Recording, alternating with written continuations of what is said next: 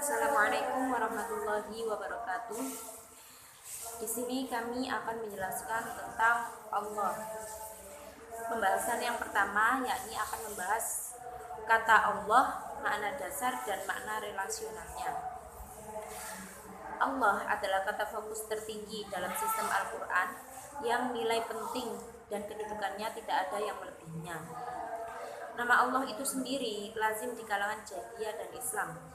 Dengan kata lain, ketika wahyu Al-Quran mulai menggunakan nama ini, ia tidak memperkenalkan nama baru bagi Tuhan, sebuah nama yang asing dan aneh bagi orang-orang Arab waktu itu. Mengenai makna dasar Allah, kita bisa mengatakan bahwa banyak sarjana barat menurut Toshihiko Isutsu dalam bukunya ini, Relasi Tuhan dan Manusia, ia beranggapan bahwa telah membandingkan secara benar kata itu dalam aspek formalnya dengan kata Yunani, yaitu Hotheos, yang biasanya berarti Tuhan. Secara historis, nama tersebut masuk ke dalam sistem Islam melalui sistem yang lain, yaitu sistem konsep religius pra-Islam. Betapapun sederhananya sistem tersebut.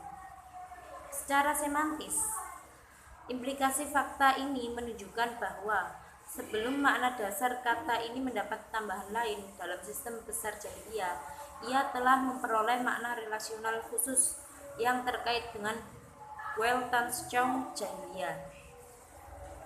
Sekarang masalahnya, apa unsur-unsur semantik relasional yang diperoleh oleh kata itu dalam sistem jahiliyah, dan bagaimana Islam bereaksi terhadap unsur-unsur tersebut?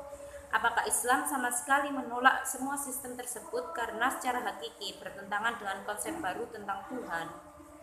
Semua bukti historis yang sampai pada kita bertentangan dengan pandangan ini, karena jahiliyah dan Islam selalu ditempatkan berlawanan secara tajam.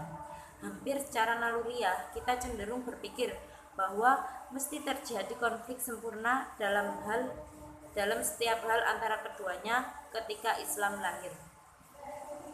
Namun Al-Quran sendiri mengandung banyak bukti yang menyatakan bahwa persoalan tidak sesederhana itu.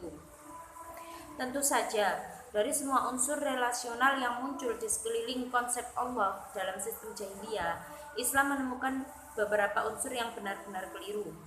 Dalam pengertian tidak berkesesuaian dengan konsepsi religiusnya yang baru, dan dengan keras memerangi kekeliruan itu dan orang-orang yang menjunjung tinggi kekeliruan tersebut.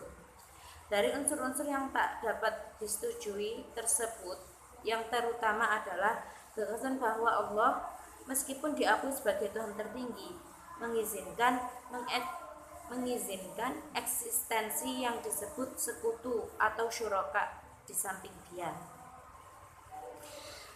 Berkaitan dengan perkembangan makna relasional kata Allah di kalangan orang-orang Arab pra-Islam, Toshihiko Isutsu dalam bukunya Relasi Tuhan dan Manusia berpendapat bahwa pada hakikatnya kita perlu membedakan antara tiga kasus yang berbeda dan menelaah masalah tersebut dari tiga sudut yang berbeda pula. Yang pertama, konsep pagan tentang Allah, yaitu orang-orang Arab murni. Di sini yang kita lihat adalah orang Arab pra-Islam yang berbicara tentang Allah sebagaimana mereka pahami. Yang menarik, ternyata sastra pra-Islam bukanlah satu-satunya sumber informasi mengenai masalah ini. Informasi yang sepenuhnya dari tangan pertama bisa diperoleh dari deskripsi situasi aktual yang diberikan Al-Quran. Yang kedua, kita mengamati orang-orang Yahudi dan Kristen pada zaman pra-Islam yang menggunakan kata Allah untuk menyebut Tuhan mereka sendiri. Yang ketiga,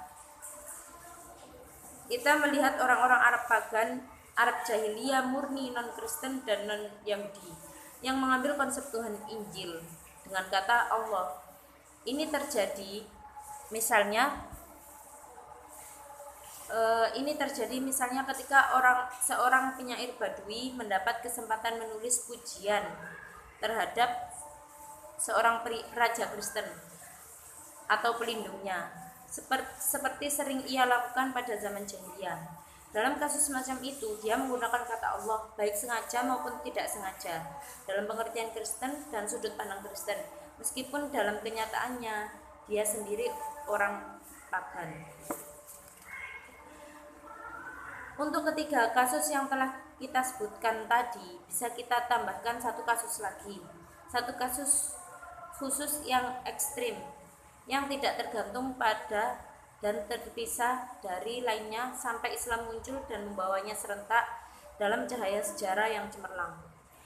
Yang dimaksudkan oleh penulis adalah konsep khusus tentang Allah pada kelompok sangat khusus orang-orang jahiliyah yang dikenal dengan nama Hanif dan yang diwakili dalam kasus kita oleh penyair Umayyah bin Abi al-Salt yang tidak pernah menjadi Yahudi maupun Kristen, yang mempertahankan gagasan religius yang secara mencolok bersifat monoteistik dan yang dengan berbagai cara memberikan andil penting penyerapan Arab terhadap gagasan-gagasan Yahudi dan Kristen. Dia adalah figur yang luar biasa pada masa jahiliyah akhir, dan cara ia menggunakan kata Allah paling menarik dari sudut pandang Islam.